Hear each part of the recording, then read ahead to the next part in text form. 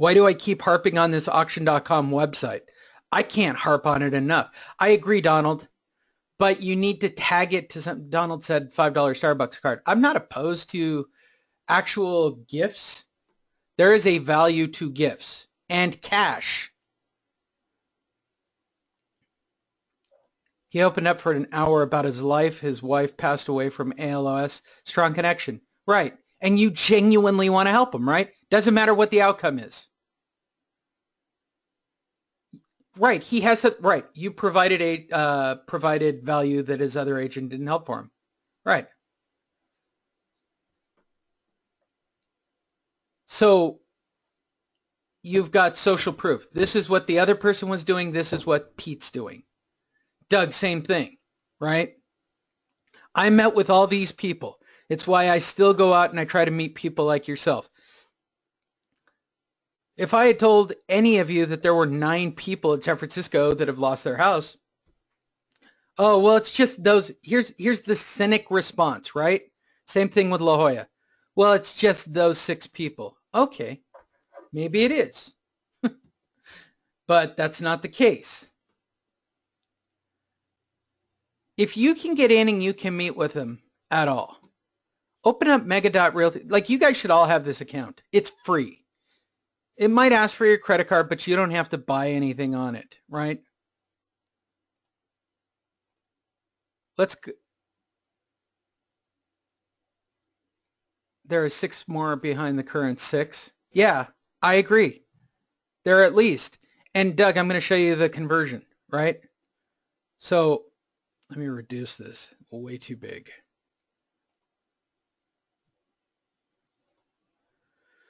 So I'm going to do a simple geo search by county tree, city tree, right?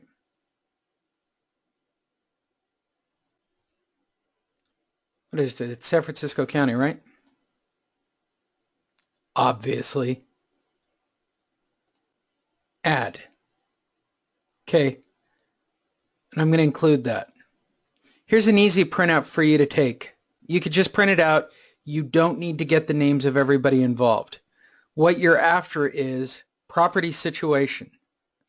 You can put all that in. I don't really care about that. Where is it? Foreclosure. Why am I not seeing it? Foreclosure details. Record type. We're just looking for bank owned, right, Doug? We need social proof. Add. Include. So how many houses in San Francisco are bank owned? And the answer is 262 that are currently in the name of a bank. 262, Doug. How many listings did you get in San Francisco? Right. They were there. Obviously, they were there. The question that came up, I'm not trying to like be a jerk about this. I think you think I'm trying to call you guys out on stuff like this. I'm not calling you guys out. I'm just showing you the realistic numbers. Pete, you were talking about La Jolla and Del Mar and things like that. San Diego County. I get that some cities are tougher to convert than others. I get that. I am not naive. Okay? La Jolla. This is the A+ of A+ of properties in San Diego County. I suppose I could do, down on the island or something crazy, but let's just go with an easy one. 28 people. 28. There are 28 bank-owned properties in La Jolla. 28. I'll take a wild guess based on the average price. 28. It's probably close to, what is it, $56 million worth of property?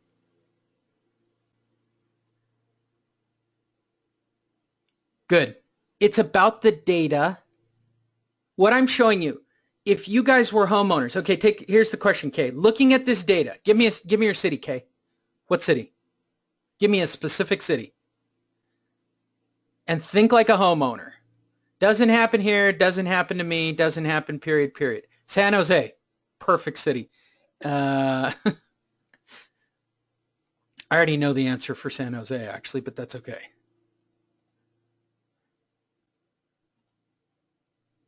let me remove, first of all,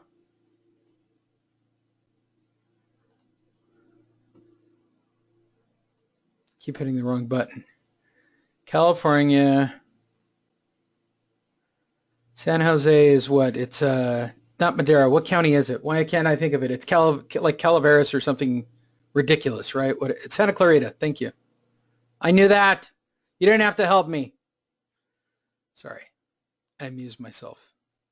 All right. Add. Oh, I'm not going to do the whole county. I'm going to do a specific city. San Jose is a big city. I actually know the number. San Jose, tech capital of the world.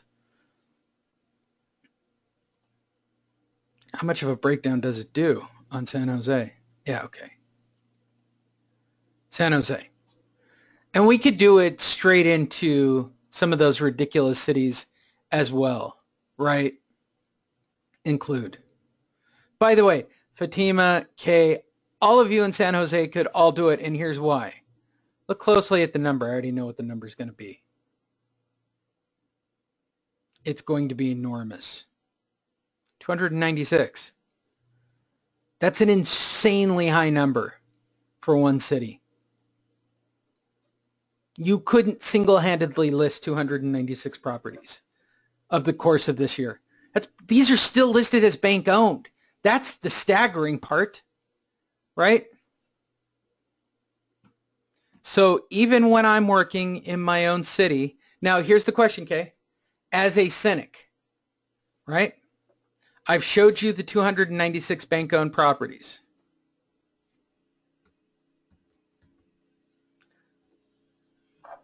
Here are the 25 people in active, right? These are active. These are done. These are going down. These are going to sale. You're losing your house. This is done. These 25 people, right? I like these. These are the ones I find enjoyable. Auctioned are perfect, right? Just grab a couple of auctioned.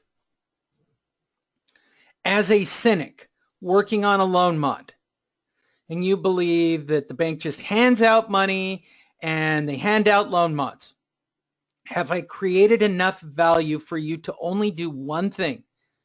I want you to call the bank and ask them if you're in active foreclosure and if you have a sale date.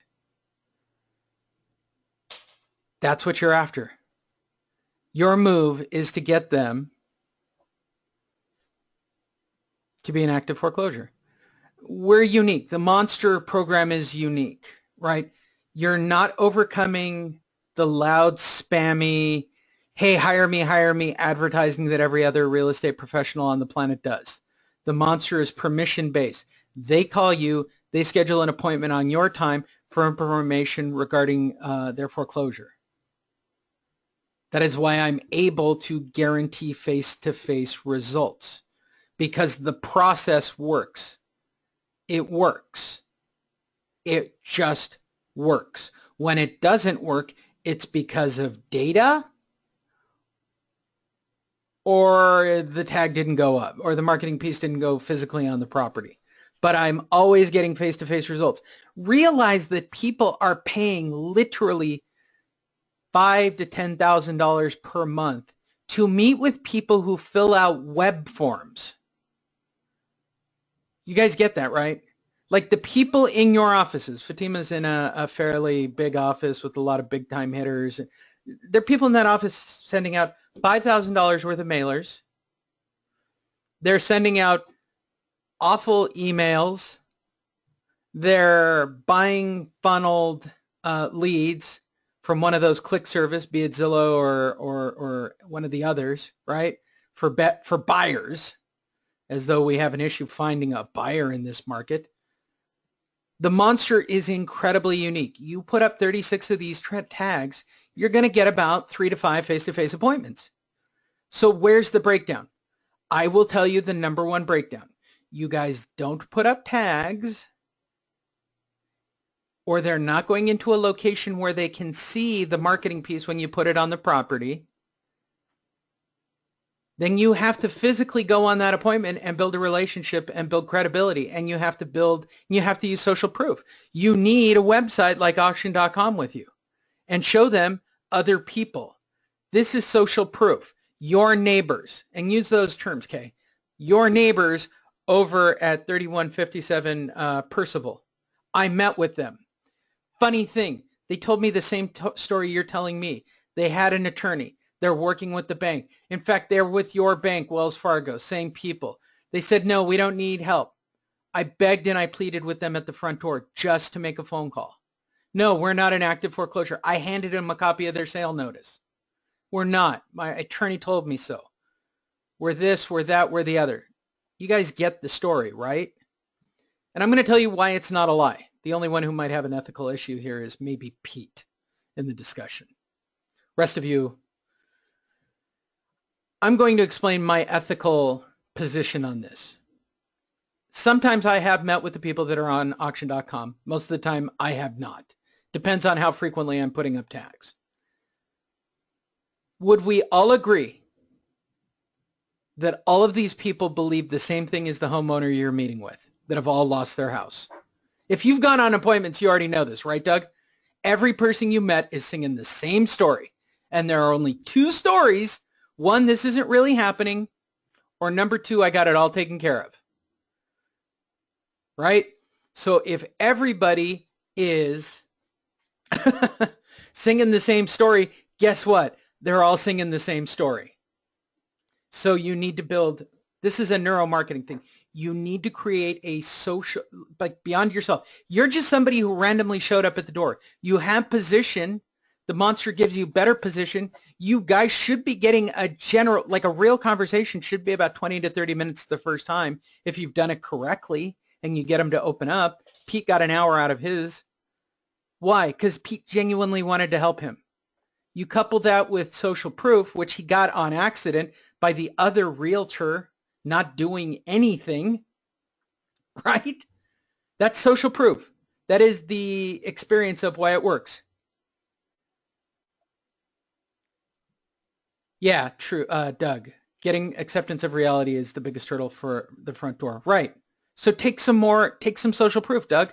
What gets anybody, like, think of it from your perspective. You guys go see a presentation of somebody who's selling a product at your broker meeting. How much freaking social proof do they have to stick in for you to want to purchase or invest? How many realtors do you need to see? I've always been a fan of the auction.com site, Doug. If I can actually get them to sit down, I don't mind using Mega and looking things up, right? It works for all cities. I've never had a situation where it doesn't work. I just haven't. I can tell you this. I do live presentations on the monster every day all over the country, right? Via my webinar. And I get people in some of the, Jane will appreciate this, I'm talking some backwoods Florida locations. Like I've never even heard of them. Okay. The only reason I heard of them is because I worked in a bank and apparently we made loans in some of these. You don't live in a backwoods place, Jane. But when I say Coral Gables, that's pretty backwoods, Jane. Coral Gables is backwoods. Would you not agree? Don't tell me they're metropolitan.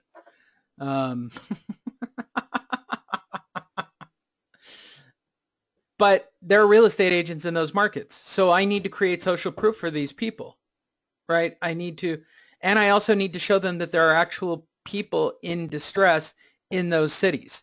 If I cannot look them up and show them social proof, what is the point of them hiring me to teach them how to work with people who have missed payments?